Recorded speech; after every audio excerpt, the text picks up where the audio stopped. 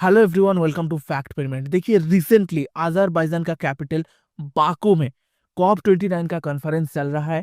COP29 मतलब conference of parties 29। अभी अगर आप पूछेंगे ये COP29 क्या है, तो मैं आपको डायरेक्टली एक चीज बता देता हूँ। COP29 एक कॉन्फ्रेंस है जहां पर डेवलप्ड कंट्री डेवलपिंग कंट्री को क्लाइमेट चेंज पॉल्यूशन के ऑपोजिशन में लड़ने के लिए कुछ पैसा ऑफर करते हैं। ठीक है। एंड अभी की टाइम पे 2024 का ये कॉन्फ्रेंस पर सारी डेवलप्ड कंट्री मिलके $300 बिलियन पर ईयर देने का कमिटमेंट किया है। अभी देखिए, यहाँ पर मेजर ब्रेक थ्रू ये है जो इंडिया ने इस पैसा को लेने के लिए पूरी तरीके से रिजेक्ट कर दिया। ठीक है। एंड इंडिया बहुत ज्यादा गुस्सा है इस ऑफर के बारे में। ठीक है। अभी 2009 पर भी क्लाइमेट चेंज के बारे में ये कॉन्फ्रेंस किया गया था। तब डेवलप्ड कंट्री ने $100 बिलियन के ऑफर किया था। तब भी सारी डेवलपिंग कंट्रीज इस ऑफर को रिजेक्ट कर दिया था। एंड आज 2024 का इसी कॉन्फ्रेंस पर भी $300 बिलियन को रिजेक्ट कर दिया गया। मतलब बात यह है, जो ऐसा रिजेक्शन क्यों आ रहा है। एंड सबसे बड़ी बात, इंडिया अभी के टाइम पे दुनिया की third largest carbon dioxide production country है।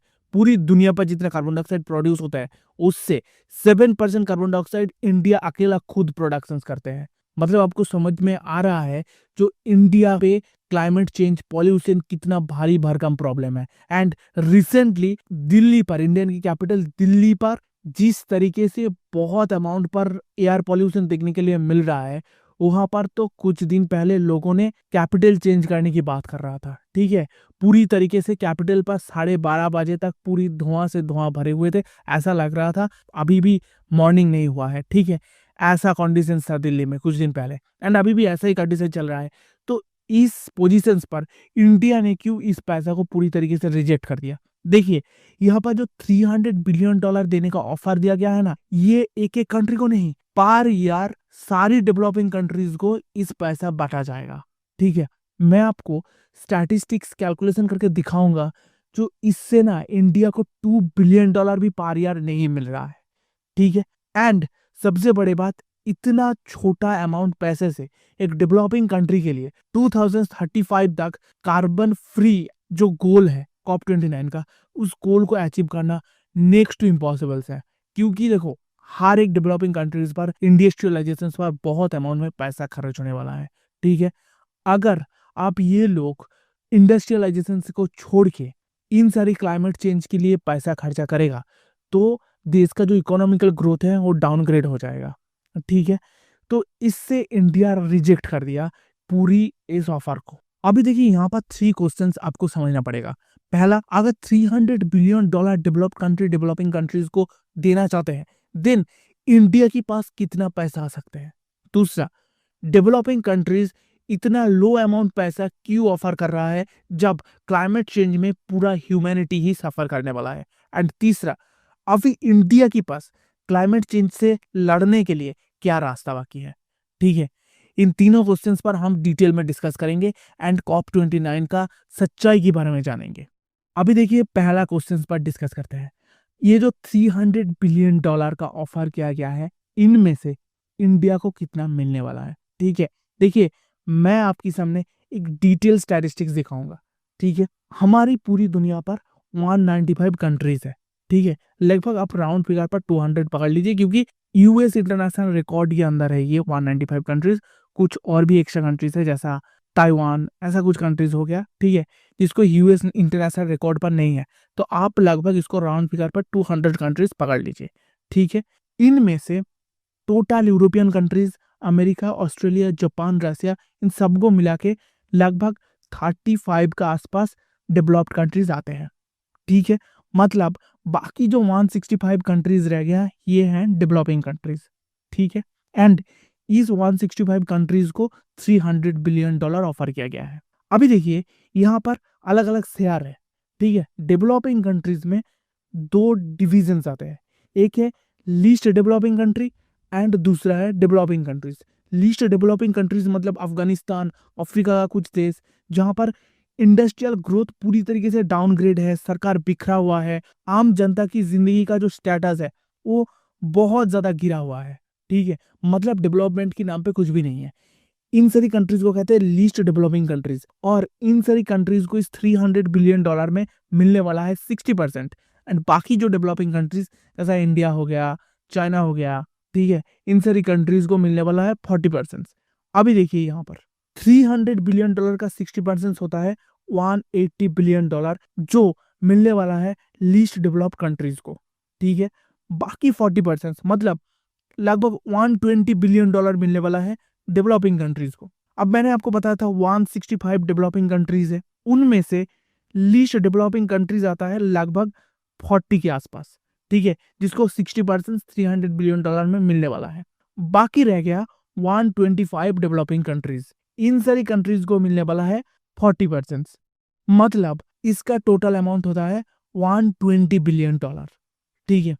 अभी आप खुद डिविजन्स लगा लीजिए, 125 कंट्रीज जिसको $120 बिलियन ये डेवलप्ड कंट्रीज बांटने वाला है, ठीक है। अगर हम इसको इक्वली भी हर एक कंट्री को देंगे तो एक एक कंट्री की पास पर ईयर जाएगा $0.96 बिलियन, मतलब $1 बिलियन से भी कम।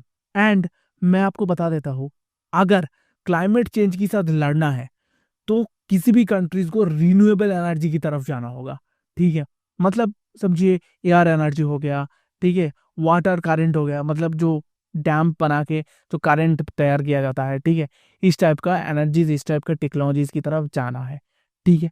अभी आपको पता है जब किसी नदी के ऊपर, किसी रिवर के ऊपर डैम बना के वहां से इलेक्ट्रिसिटी प्रोड्यूस करने का कोशिश किया जाता है तो उनमें से बहुत ज्यादा पैसा खर्चा होता है, क्योंकि देखो जब डैम बनाया जाता है तब डैम को उसी एरिया पर बनाना है जहां पर नदी का वेव बहुत ज्यादा तेज है, बहाव, नदी का बहाव फ्लो बहुत ज्यादा हाई है, ठीक है।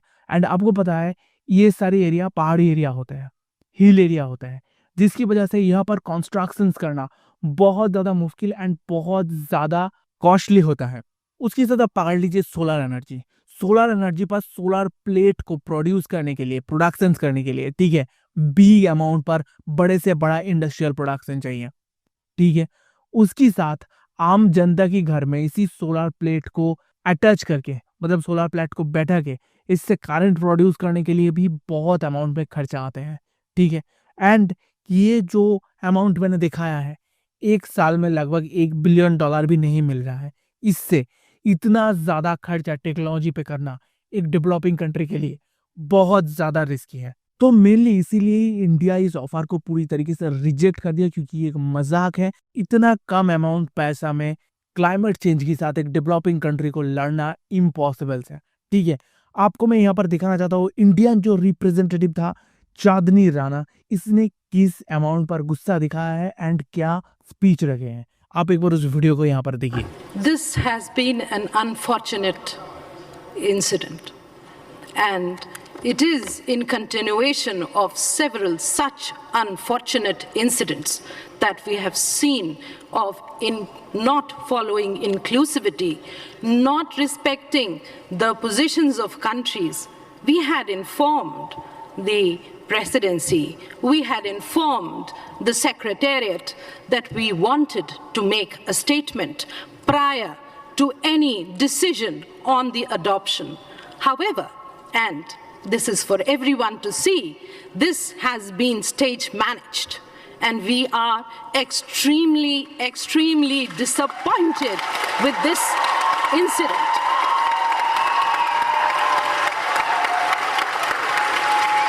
Action. And this incident is indicative of a lack of trust, a lack of collaboration on an issue which is a global challenge which is faced by all of us, and most of all by the developing countries that are not responsible for it. But we've seen what you have done. अभी देखिए दूसरा question पर नजर रखते हैं।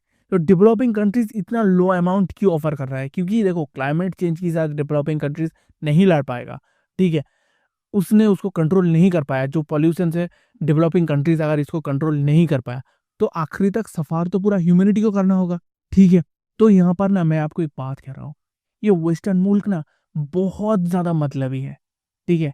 ये जो game खेलते इसको आप आपस से समझ ही नहीं सकते हो, ठीक है। देखो रिसेंटली मिस्टर ट्रम्प ने एक बात कहा था, जो बाइडेन का ये स्कीम है ना, ये कॉप 29 इन सारी कॉन्फ्रेंस, ये बेकार का, ये एक फ्रॉड है। ठीक है, क्योंकि क्यों फ्रॉड है मैंने आपको दिखाया अभी। इतना कम अमाउंट पैसे में कुछ होने वाला नहीं है। अभी देखिए, मैं एक बात आप लोगों को समझा रहा हूँ, वेस्टर्न मुल्क का एक मेंटेलिटी समझा रहा हूँ, अंडरग्राउंड थॉट प्रोसेस प्लानिंग के बारे में कह रहा हूँ। ठीक है, देखो, वेस्टर्न मुल्क ना एक चीज जानते हैं, जो हर टाइम पे, हर एरा पे, ठीक है, जो पावर है वो चेंज होते रहते हैं। अभी अगर रिसेंटली अगर आप देखेंगे, एशियन कंट्रीज जैसा रसिया हो गया, चाइना हो गया, इंडिया हो गया, ये सब बड़े बड़े कंट्रीज अब डेवलप कर रहा है। ठीक है, एक टाइम पे दौर था वेस्टर्न मुल्क का, पूरी दुनिया पर ये यूरोपियन कंट्री एंड अमेरिका का राज चलते थे। बट अभी के टाइम पे ये जो अमेरिका का दादागिरी, यूरोपियन कंट्रीज का एक बड़े इफेक्ट पूरी दुनिया भर के, ये कम होते देख रहा है। आपको पता है, यूक्रेन वार पर इंडिया ने, अमेरिका का जो ऑर्डर था उसको, अमेरिका ने जो एडवाइस दिया था इंडिया को, जो आप रसिया से तेल मत खरीदो, कुछ सुना नहीं। रसिया ने किसी की बात नहीं सुनता है। चाइना एक पावरफुल कंट्री बनते जा रहा है, एंड रिसेंटली इंडिया चाइना के साथ दोस्ती बढ़ रहा है, एंड मिस्टर पुतिन ने खुद India and Chinese prime ministers को, मतलब चाइना का सी जिनपिंग एंड इंडिया का प्राइम मिनिस्टर मोदी को एक टेबल में लेकर आके हैंडशेक करवाया। तो आपको एक चीज समझ में आ रहा है, जिस तरीके से एशियन मुल्क आगे बढ़ रहा है, अगर इन फ्यूचर एशियन मुल्क अपने अंदर की जो डिस्प्यूट है उसको पूरी तरीके से मिटा लेते हैं, तो फिर जो वेस्टर्न मुल्क की दबदबा अभी तक बना हुआ था पूरी दुनिया पर, वो शायद कम हो जाएगा, एंड शायद एक टाइम के बाद इरेज हो जाएगा पूरी तरीके से। ठीक है, तो ये लोग नहीं चाहते हैं जो एशियन मुल्क इस दुनिया पर इंडस्ट्रियली, इकोनॉमिकली हर जगह से ग्रो करे। तो ये एक गेम है, जो अगर ये लोग इस गेम पे पैर रखते हैं, तो देखो, क्लाइमेट चेंज के नाम पे हम तो दे रहे हैं आपको मिनिमम अमाउंट ऑफ पैसा, तो लगाना तो पड़ेगा एशियन मुल्क को अपने पैसा। अगर डेवलपिंग कंट्री अपने पैसा लगाएगा, देखो मैं मानता हूँ चाइना एक डेवलपिंग कंट्री नहीं है, चाइना के पास अभी के टाइम पे इंडस्ट्री बहुत अमाउंट पर है, मगर एशियन मुल्क, बाकी सारी जो मुल्क है, इंडिया भी उसके अंदर इंक्लूडेड है, ये ठीक है, इंडिया अगर क्लाइमेट चेंज के साथ लड़ने के लिए इन सारी टेक्नोलॉजी पर बड़े से बड़ा अमाउंट पर पैसा लगा देंगे, तो बाहर में एक्सपोर्ट करने वाली प्रोडक्शन इंडिया कैसे बनाएगा? मतलब आपको समझ में आ रहा है? देखिए, यहाँ पर अगर हम रिन्यूएबल एनर्जी पर पैसा लगाएंगे, तो रिन्यूएबल एनर्जी से प्रोड्यूस करेंट, रिन्यूएबल एनर्जी से प्रोड्यूस टेक्नोलॉजी कहाँ पर कम पे आएगा? इंडियन लोगों के लिए कम पे आएगा, क्योंकि पहले इंडिया की क्लाइमेट चेंज को संभालना होगा इंडिया को। ठीक है, यहाँ पर बिग अमाउंट ऑफ पैसा अगर इंडिया लगा देते हैं, तो हम उन सारी इंडस्ट्री को कैसे बनाएंगे जिस इंडस्ट्री से प्रोडक्शन करके हम उसी प्रोडक्ट को बाहर पर एक्सपोर्ट कर सकते हैं, एंड जिससे हमारा देश का रेवेन्यू, जीडीपी, इन सब ग्रोथ होगा। मतलब आप समझ सकते हो, जो इसी प्रोसेस से देश का जो इंडस्ट्रियलाइजेशन ग्रोथ है उसको वेस्टर्न मुल्क डिक्रीज करना चाहते हैं। इंडिया, अब इंडिया की बात कर लीजिए, अब बाकी सारी कंट्रीज की बात कर लीजिए, कोई मैटर नहीं है। ठीक है, मतलब ये एक ट्रैप है पूरी तरीके से, कुछ भी फर्क नहीं पड़ते वेस्टर्न मुल्क को क्लाइमेट चेंज के बारे में। ठीक है, एंड अमेरिका को भी कोई फर्क नहीं पड़ते, तो ये पूरी तरीके से एक ट्रैप है, इससे कुछ नहीं होने वाला है, एंड इसीलिए इंडिया एंड बाकी सारे मुल्क ने क्लियरली कह दिया, तो देखो हम इस ऑफर को पूरी तरीके से रिजेक्ट करते हैं। अभी देखो, मैं इसके साथ और एक इंफॉर्मेशन आपको देना चाहता हूँ, ये जो $300 बिलियन का ऑफर है, ये ऑफर पूरी तरीके से फ्रॉड है, ये पैसा किसी को नहीं मिलने वाला है। क्यों? क्योंकि देखो, $300 बिलियन में 80 से $100 बिलियन देने वाला है अमेरिका। ऑफर किसने दिया? अभी अमेरिका का प्रेसिडेंट जो बाइडेन, जनवरी में जो बाइडेन को रिप्लेस करके आएगा ट्रम्प ने एक बात वहां पर कह दिया था, जो इलेक्शन जीतने की बात, ठीक है, एक बात कह दिया था, जो अभी अगर जो बाइडेन किसी से भी कहां पर भी कुछ भी पैसा देने का ऑफर देते हैं, मैं आने की बात उन सबको कैंसिल कर लूंगा और सारे पैसा मैं अमेरिका में वापस लेके आऊंगा। ठीक है, ये बात मिस्टर ट्रम्प ने कह दिया था। तो अगर $100 बिलियन अमेरिका देने वाला है, ठीक है, एंड जनवरी में अगर ट्रम्प आके इसको कैंसिल कर देते हैं, ठीक है, डेवलपिंग कंट्री को कैसे पैसा मिलेगा? तो क्लियर बात तो ये है, जो ये ऑफर ही पूरी तरीके से एक फ्रॉड है, इसीलिए इंडिया इसको ओपनली रिजेक्ट किया, एंड काफी सारी प्रोटेस्ट भी कर रहा था, काफी सारी कंट्रीज जो पे आप और भी ज्यादा पे करिए क्लाइमेट चेंज से लड़ने के लिए। तो मैटर यही है, जो इंडिया को कुछ प्रॉफिट नहीं मिलने वाला है। लास्ट क्वेश्चन, अभी इंडिया के पास क्लाइमेट चेंज से लड़ने के लिए क्या रास्ता है? देखो, पॉल्यूशन इंडिया के लिए एक भारी भरकम प्रॉब्लम है अभी के टाइम पे। कैपिटल दिल्ली से ऐसा रिपोर्ट आ रहा है, अगर कोई सिगरेट भी पीते हैं तो उससे इतना ज़्यादा हार्मफुल नहीं होगा जितना दिल्ली का खुली हवा पर सांस लेने से हो सकता है। मतलब दिल्ली का खुले हवा पर केमिकल स्मोक स्प्रेड कर चुका है, जिसकी वजह से ये स्मोक एक सिगरेट से भी ज़्यादा हार्मफुल है लोगों के लिए। लोग मास्क लगा के घूम रहा है, ऐसा हालत है दिल्ली में। एंड इंडिया की काफ़ी सारी जगह में, बड़े से बड़ा सिटी में एयर की क्वालिटी बहुत ज़्यादा गिरा हुआ है। ठीक है, अभी आप एक चीज़ समझिए, जो इंडिया के पास कुछ रास्ता है, जैसा इंडिया सोलर एनर्जी पर काफ़ी हद तक ग्रो कर चुका है। अभी के टाइम पे सेंट्रल गवर्नमेंट सब्सिडी दे रहा है आम जनता के घर में सोलर पैनल लगाने के लिए। ठीक है, इंडिया ने काफ़ी सारी डैम बना रहा है, ऐसा बहुत सारी कोशिश कर रहा है इंडिया। एंड अभी के टाइम पे इंडिया जो कर सकता है वो है आम जनता के अंदर कॉन्सर्न फैलाया जा सकता है। ठीक है, अगर आम जनता क्लाइमेट चेंज, पॉल्यूशन, इन्वायरमेंट को लेके थोड़ा सा कंसर्न होगा, ठीक है, तो फिर पॉल्यूशंस को काफ़ी हद तक रोका जा सकता है। मगर जो इंडस्ट्रियल पॉल्यूशंस है, ठीक है, इंडस्ट्रियल स्मोक से जो पॉल्यूशंस होता है, इंडस्ट्रियल केमिकल से जो पॉल्यूशंस होता है, उसको अभी के टाइम पे इंडिया के पास रोकने के लिए कोई रास्ता नहीं है। इंडिया कुछ नहीं कर सकते अभी के टाइम पे, क्योंकि सबसे पहले इंडिया के पास ग्रोथ चाहिए, इंडिया का इकोनॉमिकल ग्रोथ चाहिए, जीडीपी ग्रोथ चाहिए। अगर ये सब ग्रोथ होगा, इंडस्ट्रियल ग्रोथ होगा, तभी इंडिया क्लाइमेट चेंज से लड़ सकता है। अभी अपने ही लोगों का जो लाइफस्टाइल है उसको ग्रो करने के लिए इंडिया नाकाम रह रहा है। इंडिया पर इतना ज़्यादा प्रॉपर्टी प्रॉब्लम है, ठीक है, तो अभी के टाइम पे इंडिया क्या करेगा? एंड ये जो COP29 का पूरा वाद है, ये तो फ्रॉड है। तो इंडिया के लिए अपने पैसा लगा के क्लाइमेट चेंज से लड़ना, पॉल्यूशन से लड़ना बहुत ज़्यादा टफ मैटर है। एंड सेंट्रल गवर्नमेंट को इसके बारे में सोच समझ के पैर रखना पड़ेगा, जिससे इंडिया की जो इकोनॉमिकल ग्रोथ है उस पे इफेक्ट ना पड़े, लोग थोड़ा सा कंसर्न रहे एंड जितना हो सके क्लाइमेट चेंज को एंड पॉल्यूशंस को रोकने का कोशिश किया जा सके। ठीक है, इससे ज़्यादा उम्मीद करना इंडिया के लिए बहुत ज़्यादा प्रॉब्लमेटिक है अभी के टाइम पे।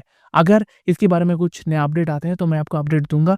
शायद COP29 के बारे में मैं नेक्स्ट वीडियो नहीं बनाऊंगा, क्योंकि ये एक फ्रॉड कॉन्फ्रेंस है एंड इसके बारे में कोई ज़्यादा बात करने की ज़रूरत भी नहीं है।